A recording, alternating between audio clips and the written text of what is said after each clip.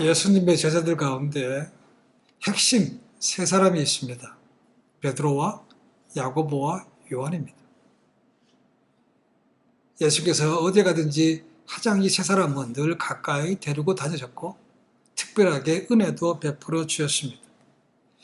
이 세 사람 가운데 사도 야고보는 가장 먼저 순교를 당했습니다. 그래서 베드로와 요한이 둘이 짝을 이루어서 많은 사역들을 펼쳐나갔습니다. 동역자이기도 하고 또한 라이벌이기도 했습니다. 아마도 나이는 베드로가 제일 많을 거라고 얘기해집니다. 성경이 정확히 말하고 있지 않지만 그가 유일하게 제자들 가운데 결혼했기 때문에 가장 나이가 많다고 얘기해지고, 반면에 사도 요한은 제일 나이가 어린 사람으로 여겨집니다. 그래서 그가 가장 거의 100세가 가깝도록 어머니 마리아를 섬겼고 또한 요한계시록까지도 썼습니다.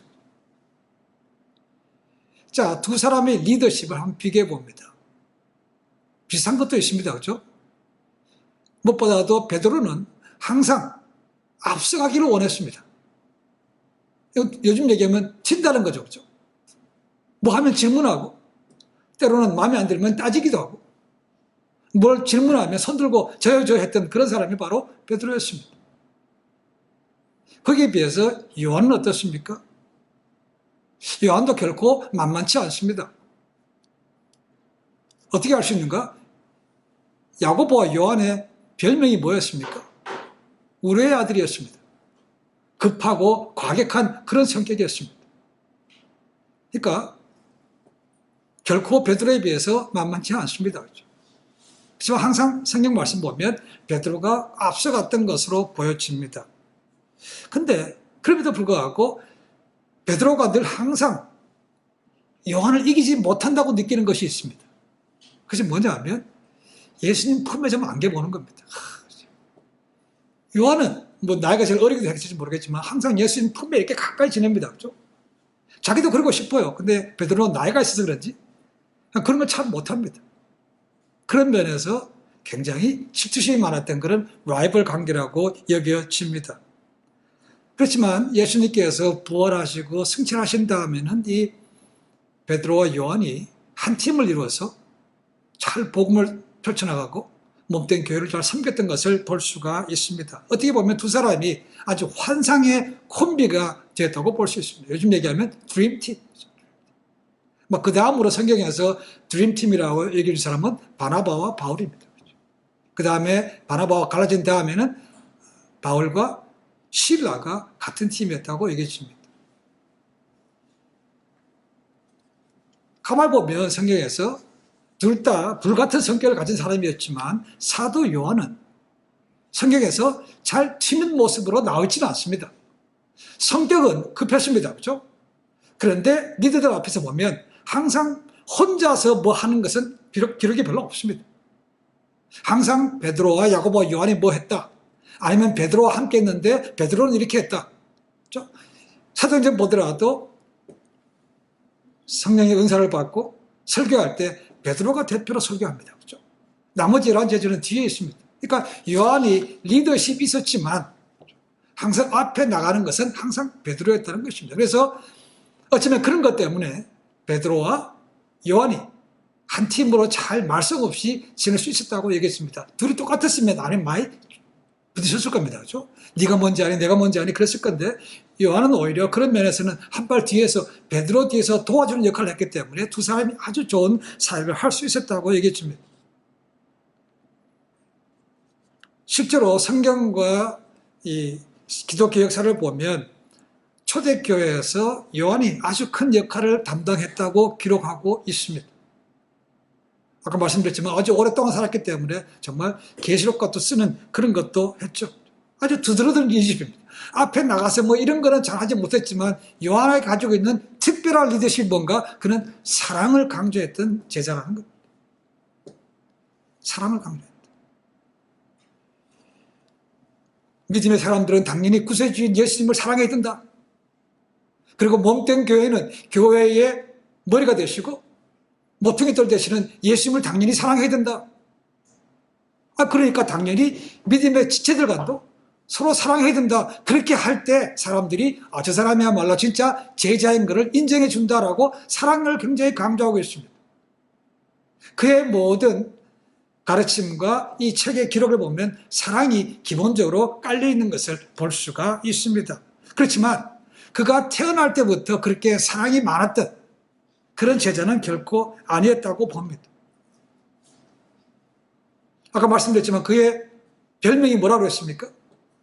보아너게, 우레의 아들, 천둥의 아들이라는 것입니다. 그만큼 급하고 과격했던 그런 자였습니다. 그거는 사람들이 붙여진 별명이 아니었고 우리 주님께서 붙여진 별명이었습니다. 그렇죠? 마가복음 3장 17절에 분명하게 기록되어 있습니다. 왜 그러면 이를 붙였는가? 그 배경은 누가복음 9장 49절 이하가 나옵니다. 집에 가서 한번 읽어보십시오. 요즘 얘기하면 야고보와 요한은 한 성격, 한 성깔 한다는 그런 말입니다. 근데 그가 사랑의 사도로 바뀌었다는 거죠. 그러니까 분명히 예수님을 믿기 전에는, 만나기 전에는 그런 불같은 성격으로 아주 오만한 성격으로 지냈습니다. 근데 예수님과 3년 동안 지내면서 그것이 부드러워지고 깎여져서 사랑의 사도가 된 것이죠. 중세 시대에 이 성화들이 있습니다. 저 성화. 보시면 제자들의 그림들이 나옵니다. 근데 요한은 굉장히 어떻게 보면 여성스러운 모습으로 표현된 것도 많습니다. 늘 예수님의 품에 있는 모습들이 많습니다. 그러나 실제는 그렇지 않습니다. 아까 말씀드렸던 것처럼 우선 그 별명이 우레의 아들이니까 얼마나 급하겠습니까? 그렇죠? 불같은 성격이었습니다. 그리고 야고보와 요한의 직업이 뭐였습니까? 다 뱃사람이었습니다. 그러니까 뱃사람은 거칩니다. 투박합니다. 뱃사람이 나약한 사람은 살아남을 수 있겠습니까? 그렇죠? 그러니까 그런 성격을 기본적으로 봤을 때는 결코 사랑이 있는, 사랑이 풍성한, 사랑을 전파한 그런 많은 사람은 아니었다는 거죠. 따라다니면서 변했다는 것입니다. 지난주에 봤던 3년 동안 지냈지만 전혀 변화되지 않았던 유다와는 비교가 되는 거죠. 그렇죠? 한 사람은 완전히 180도 변한 반면에 한 사람은 변하지 않았습니다. 그러니까 가는 결말은 결코 똑같을 수가 없는 거죠. 또한 나중에 보겠습니다만 그의 어머니 역할 때문에 야심도 있었던 사람들이라고 얘기했습니다. 야고보와 요한, 야심이 있었습니다. 엄마가 그렇게 푸시했을 겁니다, 분명히. 그러니까 야심이 있고 거칠고 투박하다 보니까 어쩌면 친구가 많이 없을 수도 있습니다. 그런 사람하고 누가 가까이 하고 싶겠습니까? 요즘도 마찬가지 아닙니까? 그죠? 자기 주장을 굽히지 않으려고 하는 사람. 이런 사람들 옆에는 친구들이 별로 없습니다. 마지못해 따라갈 사람들이 있지만 그게 아니면 별로 관계가 없다면, 특별히 걸린 것이 없다면 굳이 그 사람하고 가까이 지낼 이유가 없는 거죠. 어쩌면 야고보와 요한도 그런 사람들이 아닌가 얘기해 줍니다. 그런데 그가 달라졌다는 거죠. 그래서 요한의 별명이 사랑의 사도입니다. 사랑의 사도. 이유는 오직 예수님밖에 없습니다. 예수님을 통해서 지내면서 보고 듣고 배울 것이 그거기 때문에 그렇게 할 수밖에 없다는 거죠. 신약 성경이 27권입니다. 그 가운데 요한이 쓴 책이 몇 권입니까? 5권입니다. 요한복음이 있죠. 요한 1서, 2서, 3서가 있고 요한 계시록이 있습니다. 5권을 썼습니다. 권수로 따지면 바울 다음으로 많이 썼습니다. 그러나 분량으로 본다면 바울과 누가 다음으로 3번째로 많은 책을 썼습니다.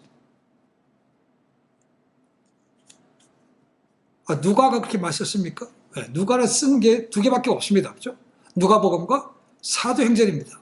굉장히 분량이 깁니다. 반면에 요한 1, 2, 3서는 굉장히 짧습니다. 그러니까 분량으로 본다면 누가가 2번째로 많이 쓰는 것이죠. 12제자라고 해서 다 책을 썼습니까? 그렇지 않습니다. 12제자 가운데 딱 3사람만 책을 썼습니다. 그렇죠? 베드로와 요한과 마태입니다. 마가는 제자가 아닙니다. 12제자예요. 그렇지만 요즘 얘기하면 베드로의 세크레터리 정도 될 정도로 아주 베드로와 가까이 지냈고 나중에는 바울과도 같이 사역을 합니다. 그러니까 누가는 의사입니다. 그렇죠? 누가복음과 사도행전을 썼습니다. 그리고 히브리서 저자는 누군지 모릅니다. 그리고 나머지는 누가 썼습니까? 바울이 썼습니다. 신약 27권 가운데 반 정도가 되는 13권을 바울이 썼습니다. 그러나 그도 12제자 가운데 속한 사람은 아니었습니다. 그러니까 12제자 가운데 가장 많은 책을 쓴 것은 바로 요한입니다. 그만큼 은혜를 입었다는 거죠.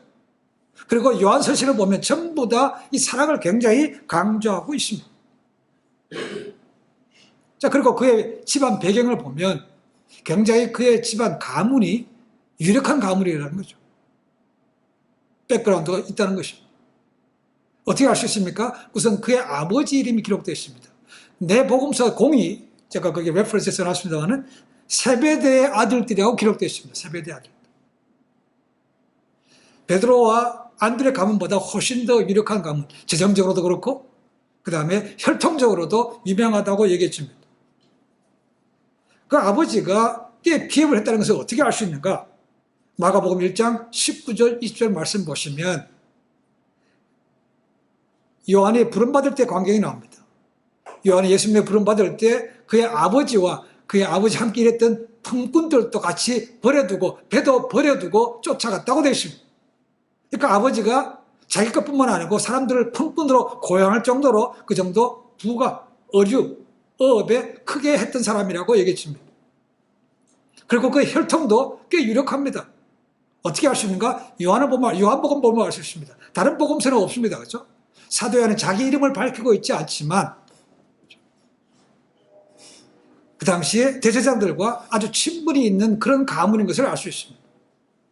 어떻게 알 수 있습니까? 요한복음 18장, 이제 앞으로 보겠지만 18장 15절 10절 말씀 보시면 예수님께서 잡히실 때에 제자들 도망갔습니다.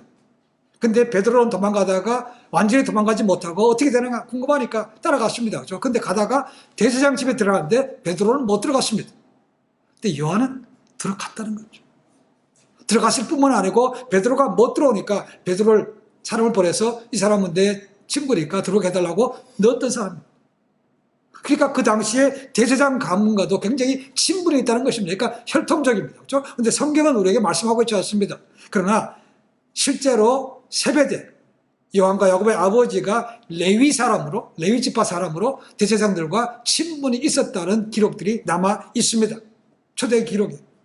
그러니까 세베대가 재정적으로나 혈통적으로 갈릴리에서는 꽤 유력한 가문 출신이라는 거죠. 그런 가문 출신이니까 야고보와 요한이 그냥 만만하게 그냥 헐렁헐렁 지냈겠습니까? 그렇지 않죠. 아버지도 그런 힘 있는 사람입니다. 그렇죠? 더군다나 아버지, 엄마도 있습니다. 성경에는 야고보와 요한의 엄마 이름이 나와 있지 않습니다. 그런데 두 구절을 비교해 보면 그의 어머니 이름이 살로메인 것을 알 수 있습니다. 마태복음 27장 56절 그리고 마가복음 15장 41절을 비교하면 거기에 분명히 살로메가 맞는 것을 저희가 알 수 있습니다. 자, 이 살로메 엄마 남편이 든든한 사람입니다. 그냥 곱게 지냈겠습니까? 그렇지 않죠. 요즘도 가보십시오. 군대 가면 남편의 계급이 아내의 계급하고 똑같습니다. 그만큼 힘이 있는 거죠. 그러니까 남편의 힘을 얻고 이 어머니도 요즘 이야기하면 좀 힘 좀 쓰는 드센 그런 엄마라고 얘기했습니다. 공부도 열심히 시킬 것이고 리더가 되라고 뭐든지 많이 푸시했을 거랍니다. 뭐 치맛바람도 셌겠죠. 그렇죠? 근데 요즘 같으면 그런 어머니의 기가 세면 마마보이로 지내는 사람들이 많습니다. 그렇죠? 근데 야고보와 요한은 그렇지 않았던 것 같아요. 오히려 그런 어머니의 힘을 듣고 뭐라도 앞서서 나가려고 했던 그런 자들인 것을 볼 수가 있습니다. 그러니까 오만하고 다른 사람들 좀 무시하는 그런 성격이 많았지 않겠습니까? 그죠? 그런 까다로운 사람이 바뀌었다는 것보다 3년 동안에 수그러지고 바뀌어져서 살아계 사도가 됐다는 것은 그만큼 요한이 영적으로 은혜를 참 많이 받았다 하는 것을 생각해 볼 수 있습니다.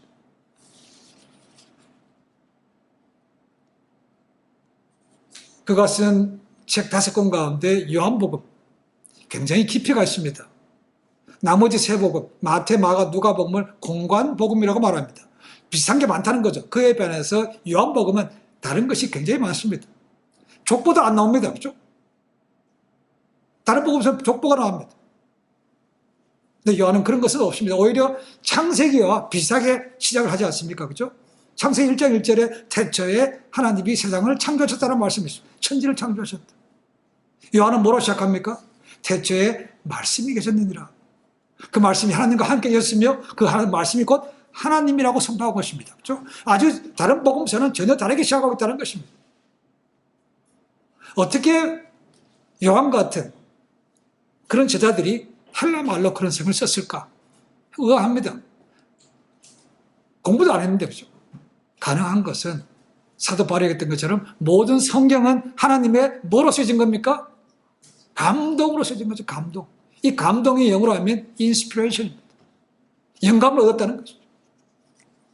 자, 영감을 얻었다고 해서 여러분 이렇게 생각하지 마십시오. 아, 그러면 성령님께서 자, 내가 지금 더 부를 테니까 받아 써라. 이렇게 하고 월드 바이 월드로 받아 쓴 게 아니라는 것입니다. 그건 인스피레이션이 아닙니다. 물론 그렇게 주장하는 사람도 있습니다. 그러나 그런 것은 아닙니다. 성령님께서 저자인 것은 맞지만 그들의 마음에 감동을 주셔서 영감을 주셔서 쓰게 만들었다는 것이지 일일이 다 직접 단어 하나하나 진리 다 줬다는 얘기는 아닙니다. 이것을 갖다가 다이내믹 티어리라고 얘기합니다. 그러니까 성령님께서 감동을 주시는데 그 사람의 배경이라든가 그 사람의 학식이라든가 모든 걸 합동해서 그냥 스스로 전체적인 뼈대는 주지만 네가 알아서 감동받은 대로 쓰라고 준 것이지 다 불러준 것은 아니라는 것입니다. 그러니까 복음서는 4개죠. 복음은 하나밖에 없습니다. 그렇죠? 근데 약간씩 차이가 있습니다. 왜 다릅니까? 서로 보는 관점과 독자들을 위해서 썼기 때문에 조금 차이가 있습니다. 그렇다고 해서 전체적인 내용이 틀린 것은 아닙니다. 그렇죠?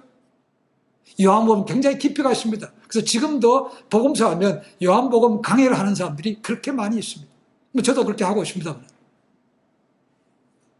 무시했던 그런 사람들이지만 성령이 감동을 주니까 그런 것을 쓴 것이죠. 특별하게 요한복음은 우리가 이미 봤습니다만은 기록 목적이 예수님의 신성이 있는 거죠. 예수님이 인간이시지만 그분의 본래가 하나님이고 하나님의 아들이라는 것입니다. 신성을 강조합니다. 그렇죠? 그래서 7이라는 숫자가 굉장히 많이 나옵니다.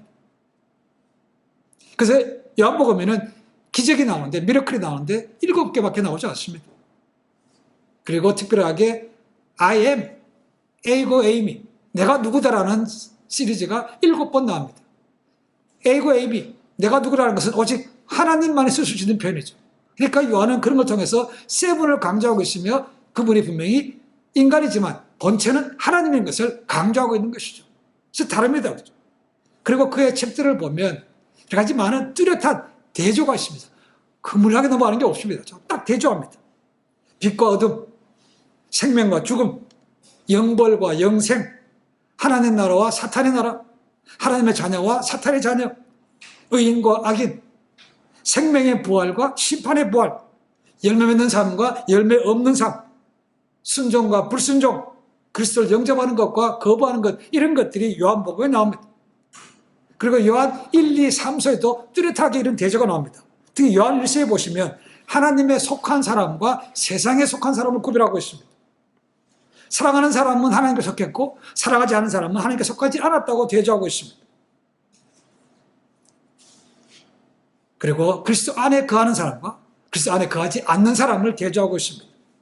요한 2서에 가면 교훈 안에, 그리스도의 교훈 안에 거하는 사람이 있고 거하지 않는 사람이 있다.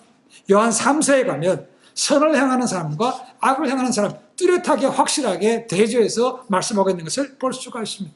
그래서 요한하면 사랑이라는 것도 떠오르지만 또 한 것은 뭐냐면 truth, 진리입니다. 진리라는 단어가 굉장히 많아.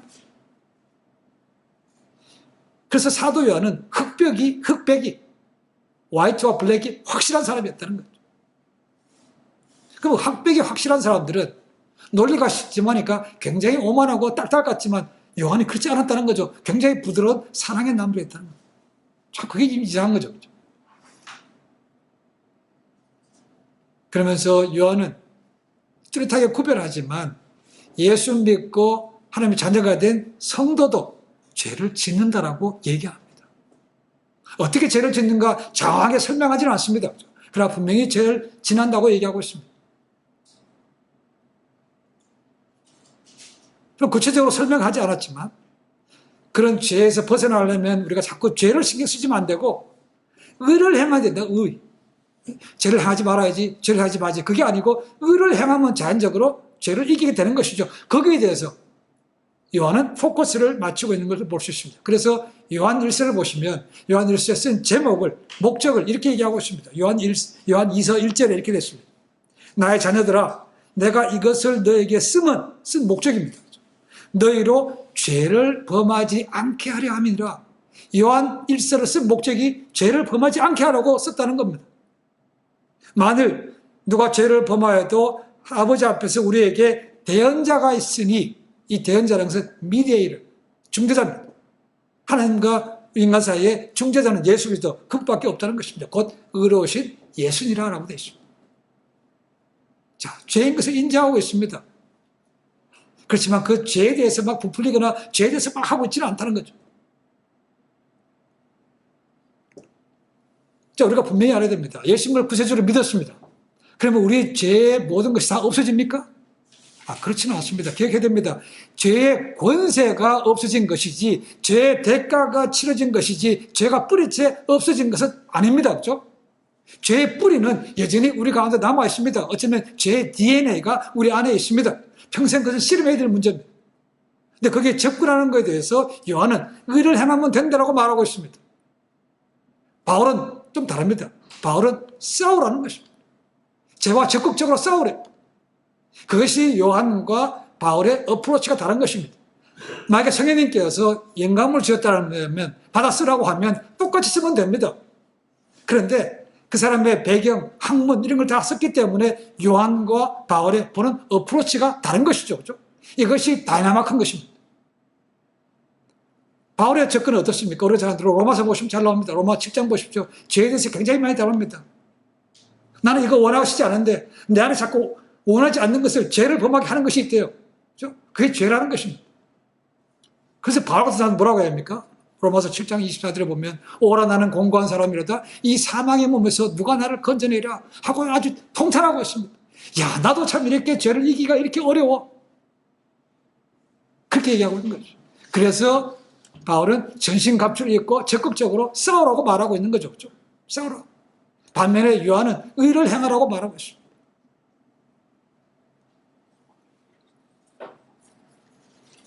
분명한 것은 죄의 권세가 멸하지만 죄의 뿌리는 아직도 남아 있습니다. 예수 믿었습니까? 그냥 뭐 저대로 되겠지 이러는 것이 아니고 이제는 전과 똑같은 그런 죄의 노예가 돼서는 안 되는 거죠. 저는 죄의 노예였습니다. 그렇죠? 사탄의 노예였습니다. 지금 예수 믿음을 통해서 하나님의 자녀가 됐기 때문에 전과 같은 것을 동일하게 습관적으로 행하면 안 된다는 거죠. 이거 분명합니다. 그렇죠? 그리고 그 정도에 따라서 사람들의 노력에 따라서 그 벗어나는 것도 달라질 수밖에 없습니다. 날마다 싸우는 것이 맞는 것이죠. 성령의 영감으로 요한도 책을 썼습니다.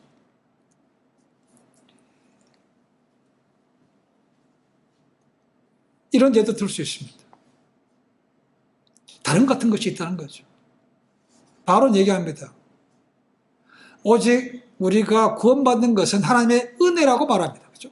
은혜입니다. 그리고 예수님의 그 복음의 말씀을 마음으로 믿고 입으로 시인해서 구원에 이른다고 로마서 8장에 말하고 있습니다. 그렇죠? 누구든 자랑하지 못한다고 되어 있습니다. 반면에 야고보는 뭐라고 말하고 있습니까? 야고보는 행함을 강조하고 있습니다. 행함이 없는 믿음은 죽었다는 거죠. 바울은 은혜를 얘기하고 있습니다. 그렇죠? 근데 야고보는 행함을 강조하고 있습니다. 그러면 두 책이 틀렸습니까? 어떻게 바울은 은혜를 강조하는 것이고 야고보는 행함을 강조합니까? 이거 틀린 거 아닙니까? 틀리지 않습니다. 왜냐하면 바울이 말한 은혜로 구원받는다는 것은 예수님을 믿을 때, 구원받을 때 조건은 뭡니까? 내가 죄인이고 예수님 구세주님이라는 것을 은혜로 받아들이면 되는 것이죠. 그렇죠? 반면에 야고보가 행함을 강조한 것은 뭔가 이제 예수님을 믿게 됐습니다. 그리고 구원받았습니다. 그러면 그 믿은 사람이 어떻게 살 것인가? 그러니까 행함을 강조할 수밖에 없는 거죠. 그래서 야고보가 이렇게 얘기합니다. 야고보서 2장 22절입니다. 내가 보거니와 믿음이 그의 행함과 함께 일하고 행함으로 믿음이 온전하게 되었느니라 라고 선포하고 있다는 겁니다. 행함과 믿음이 같이 가는 것이지 결코 따로따로 가는 것은 아니라는 것입니다. 먼저 은혜 받고 변화되고 그 다음에는 뭡니까? 자연적으로 이제 선한 일을 행하는 것이 자연스러운 것이죠. 그것이 성숙인 것입니다. 그렇죠? 칭의라는 것이 있고 그 다음에 성화라는 것이 있는 것이 다른 것이 그겁니다. 그 차일 뿐이지 결코 저자에 쓰는 것이 틀리다라는 것은 아닙니다. 성경에 감동 주시는 것이 틀리게 하겠으면 말이 안 되는 거죠. 그렇죠? 어프로치는 다른 것이지만 어쨌든 진리는 같이 동일하게 간다는 것이죠. 오히려 그런 다른 것 때문에 우리가 더 시야가 넓어진다고 볼 수 있습니다. 사도 요한이 여러 책들을 기록함에 있어서는 그의 성품도 분명히 반영이 된 거라고 봅니다. 그래서 복음서에 보면 그렇게 불같은 성경이 있지만 그의 요한 1, 2, 3서 이런 데 가면 다릅니다. 그렇죠? 서신서 가보시죠. 거의 뭐 사랑이라는 말로 막 도배합니다. 특히 요한일서 4장에 가시면 사랑이라는 말이 얼마나 많이 나오는지 모릅니다. 그렇게 은혜를 받아서 다시 나이가 들어서 거의 100세 가까울 때 묵시록도 쓰게 되는 거죠. 묵시록. 계시록도 쓰게 됩니다. 예수님을 만나기 전에는 극단적이었고 경솔하고 과격했고 투박했던 그런 사람이었지만 3년 동안 따라다니면서 예수님의 그 부드러운 모습, 강하면서도 부드러운 모습을 요한이 보고 느낀 거죠. 그리고 특별하게 12제자 가운데 가장 주님의 사랑을 많이 받았던 사람이 요한이라고 합니다. 늘 품에 있으면서 이 가까이 지냈으니까 얼마나 그 따뜻함을 느껴왔겠습니까? 그렇죠? 베드로는 그걸 못 넘어간 거죠. 어떻게 보면. 요한은 그런 은혜를 받아서 썼습니다. 그렇다고 해서 이 3년 동안 요한은 그냥 뭐든지 잘 풀렸는가? 그렇지는 않습니다. 3년 동안에 실패도 맛보았고 책망도 들었고 어려움도 겪었습니다. 심지어는 예수님 따라다닌 것 때문에 목숨도 왔다 갔다 했습니다. 그런 과정을 겪으면서 그래도 하나님이 우리를 얼마나 사랑하시는가 그 사랑이라는 것을 확실하게 깨달았다는 거죠. 그리고 주님께서 십자가에 돌아가심을 통해서 그 사랑을 직접 보여주셨고, 그러니까 믿는 사람은 하나님을 사랑해야 된다, 우리 주님을 사랑해야 된다고 얘기할 수밖에 없고, 몸된 교회도 교회 머리가 예수님이니까 그 예수님을 사랑해야 된다고 강조할 수밖에 없는 거죠.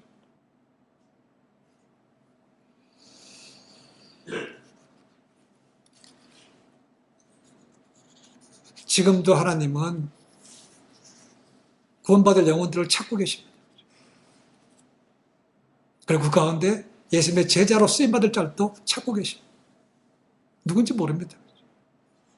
그래서 자신의 삶을 주님 앞에 그분께 드리면 하나님께서 그를 통해서 변화시키시고 능력을 주셔서 새로운 일을, 놀라운 일들을 분명하게 하게 하실 겁니다. 예수 믿다고 해서 모든 것이 형통하는 건 결코 아닙니다. 그죠? 그 기복신앙은 틀렸습니다. 오히려 예수 잘 믿으면, 잘 믿는 것 때문에 더 많은 어려움들이, 시기와 질투가 있을 수 있습니다. 그죠? 당연한 거 아닙니까? 그러나 하나님은 합력해서 선을 이루신다는 거죠. 합력해서 이루십니다. 하나님 이것도 쓰시고 저것도 쓰십니다. 실패도 쓰시고 성공도 쓰십니다. 승진도 쓰시고 좌천도 쓰십니다. 그렇죠? 그러니까 그런 것을 제대로 아는 사람은 내게 고난이 오면 하나님께서 내게 은혜 주시는구나, 이걸 깨달아 알 수 있으니까 감사할 수 있다는 겁니다. 하나님 앞에 더 가까이 갈 수 있다는 것이죠. 그러나 그것을 깨닫지 못하면 뭡니까? 실망하죠. 화가 나는 겁니다. 하나님 앞에 멀어집니다. 그렇죠? 예수 믿어 소용없다고 떠납니다. 이건 잘못된 것이죠. 그렇죠? 정말 제대로 아는 것이 필요한 것이죠. 우리는 평생 가도록 하나님을 제대로 알지 못하고 끝나는 게 참 많습니다. 알아야 됩니다. 그래서 구약의 호세아 선지자가 말합니다. 그렇죠? 우리가 하나님을 알자, 힘써 알자고 말합니다. 힘써 알아야 됩니다. 근데 우리는 별로 알고 싶은 생각이 없어요. 그러니까 그냥 대충 적당히 지낼 수밖에 없는 거죠. 아는 만큼 성장하는 겁니다. 그렇죠? 아는 만큼. 이게 확실합니다. 요한은 예수님과 지내면서 예수님의 강함도 봤습니다. 근데 마지막 순간에는 그 강함 대신에 너무나 연약한 모습도 봤습니다. 가룟 유다는 그것 때문에 열받았지만, 그리고 배신했지만, 유다는 그걸 통해서 더 많은 것을 느끼게 됐습니다. 특히 십자가상에서 예수님께서 요한에게 말합니다. 요한아, 내 어머니다. 내 어머니다. 어머니 보소서 아들입니다. 그 어머니를 맡길 정도로 정말 사랑받고 선택받았던 그 요한이었습니다. 그 정도로 어쩌면 신뢰가 많았던 제자라고 볼 수 있는 거죠. 내가 내게 많은 걸 받았으니까 너도 그것을 보여주는 제자가 되라. 그렇게 해서 그런 서신서도 쓸 수 있게 하시고 그런 삶을 직접 하면서 1세기 말까지 교회와 많은 수많은 사람들에게 영향을 끼쳤던 그런 사도였습니다. 저는 이 제자들의 삶을 이제 보면서 한 느낍니다. 정말 부족해도 한참 부족한 게 많은데 더군다나 우상을 섬기던 그런 집안에서 예수 믿게 된 것이 기적 아닙니까? 더 나아가서 하나님을 전파하는데 불러주시니까 얼마나 감사한지 모릅니다. 그걸 새삼스럽게 자꾸 느끼게 됩니다. 새롭게 결단됩니다. 근데 예전에 참 부족한 게 많아서 부끄럽습니다라는 것이 참 많습니다. 그래서 말씀을 준비하면서 저도 결단하고 말씀을 준비하면서 더 새로워집니다. 우리 여러분은 어떻게 생각할지 모르겠습니다. 제자들 뭐 다 아는 거, 뻔한 거, 뭘 자꾸 봅니까? 그죠? 모르는 거 굉장히 많습니다. 저도 한 번도 이 제자에 대해서 자세하게 공부한 적은 없습니다. 신학교에서 그런 거 가르치지는 않습니다. 정말 몰랐던 것을 새롭게 알아갑니다. 그리고 그냥 지나쳤던 것들이 그냥 마음에 꾹 찔리는 것도 있고 마음판에 새겨지는 것도 있습니다. 그와 같은 은혜가 우리 모두에게 함께 있으면 좋겠습니다. 그렇게 기도하면서 준비합니다. 그래야 우리가 지나왔던 그런 세월보다 좀 더 나은 주님의 제자, 하나님의 아들, 딸로 바뀌어가지 않겠습니까? 그런 은혜가 우리 모두에 넘쳐서 어디 가든지 하나님을, 아버지를 영원롭게 하는 그런 제자 삶으로 거듭나기를 주님으로 간절히 축원해 드립니다. 기도하겠습니다.